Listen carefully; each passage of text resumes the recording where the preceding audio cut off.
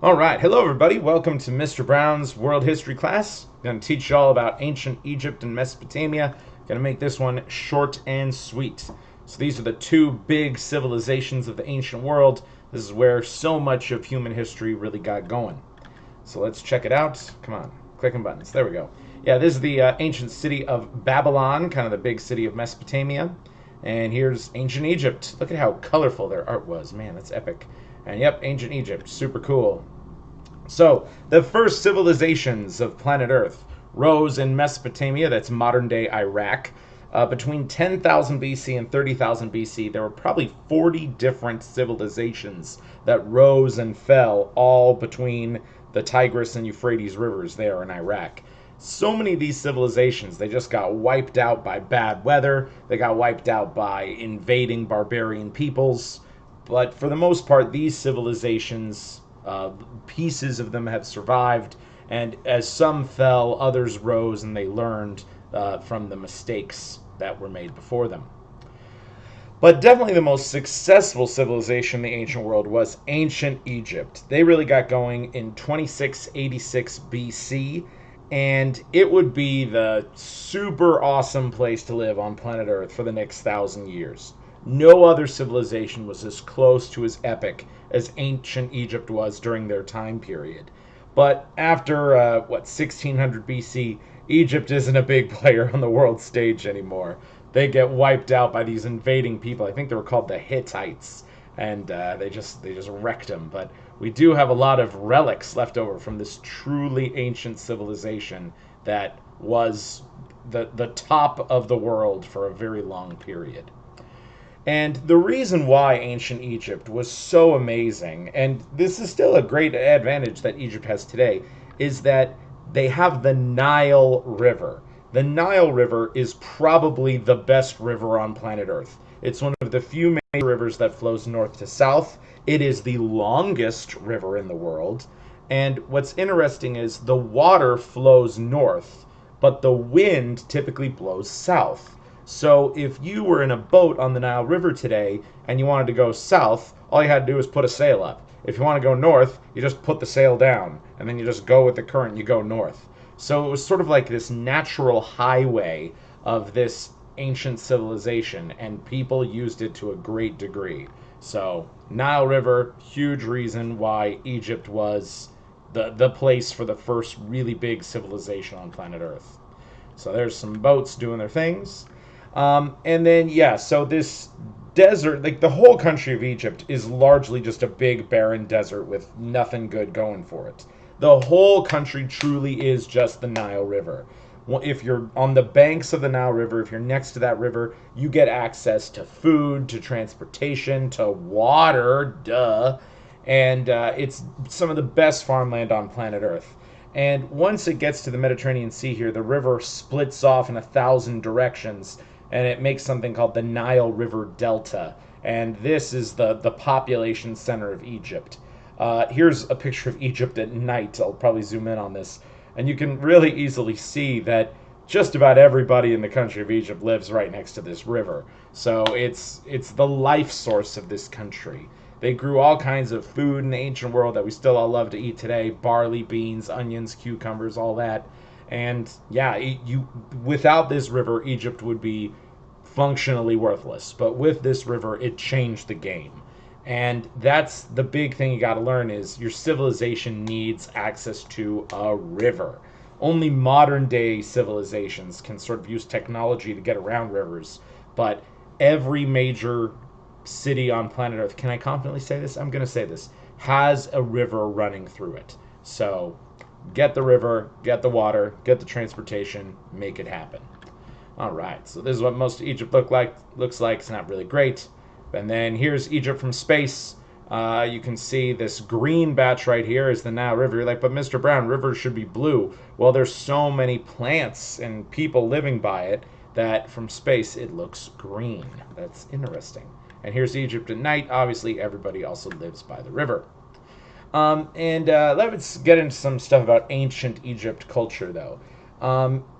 Ancient Egyptian society had a kind of interesting concept called Ma'at. And Ma'at directly translates to truth, harmony, order, peace. it was sort of like their religion, but everybody in society believed it, okay? Like it was this sort of communal entity where people would not steal, they would not lie, because there was this religious concept of Ma'at saying that if you broke Ma'at, like, the gods will tear you into the underworld or something.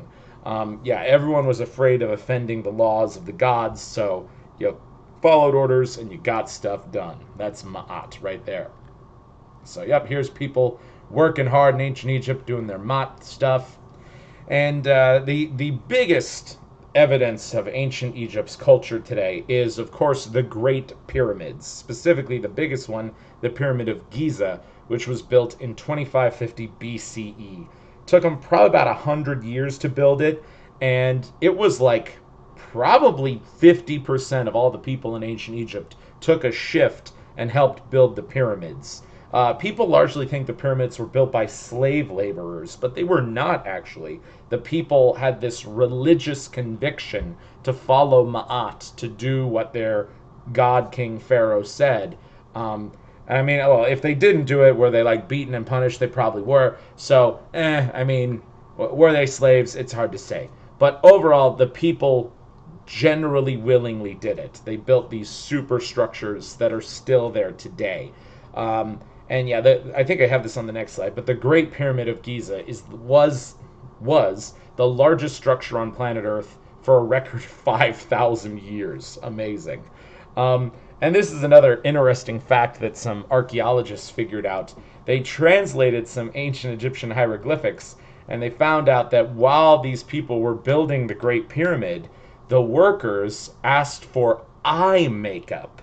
And they're like, why would workers need eye makeup to build a pyramid? And the architects actually found the recipe. They put on the eye makeup, and they found out that if you have this sort of black eyeliner around your eyes, it deflects the sun's rays out of your eyes. So it's sort of like a ancient version of sunglasses, believe it or not. And these workers demanded the eye makeup and said, we will not build the pyramid, we will not serve Ma'at unless if you serve us with makeup. So that's just a funny fact from the past I'd like to share right there. So building the pyramids, eye makeup, check it out. It's like sunglasses, and that's just fancy eye makeup. Oh yeah, here we go. The Great Pyramid was the largest man-made structure for so freaking long. Yeah, 4,400 years. And the pyramids were actually significantly more fancy when they were first built. There was also this white crystal top on top of the pyramid. And during the daytime, when the sun's light would hit that crystal, it would just shine like this huge beacon for the whole world to see. It was visible from miles and miles away. And here in Las Vegas, Nevada, our pyramid, the Luxor, has something kind of like that. But our pyramid shines at night. It doesn't shine at the day. So that's kind of a callback to how the pyramids originally were. And yeah, the original pyramids were also like white. They were blindingly white. Today they're kind of like broken yellow rocks. So here's the original pyramids of Giza. And yeah, pretty cool. All right, let's talk about the history of writing. So writing emerged in Mesopotamia around the year 6000 BC. And there's all these sort of ancient writing tablets just scattered all over the deserts of Iraq and Jordan. And like there's so many of them, supposedly you could go to Iraq or Jordan and you could just pick them up and take them home. And it's some of the earliest writing in human civilization. It's like thousands and thousands of years old. And the reason why archaeologists have stopped caring about collecting these and translating these is because they have translated thousands of them. And almost all these rock tablets simply say is, Carl owes John 2 apples, or Steve owes James 3 sacks of wheat.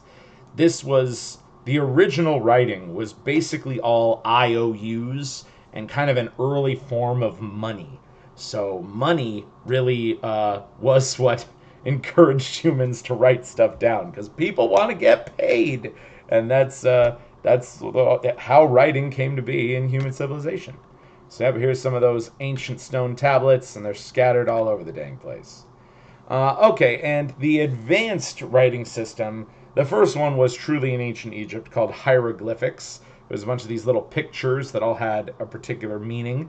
It took archaeologists a really long time to translate hieroglyphics. They only figured it out like in the 1800s. But hieroglyphics are pretty darn cool because it's a way of sort of expressing more than just an IOU. It's expressing whole stories and histories and everything that people got to know. So, cool stuff. All right, that's it with Ancient Egypt and Mesopotamia. See y'all next time. Peace out.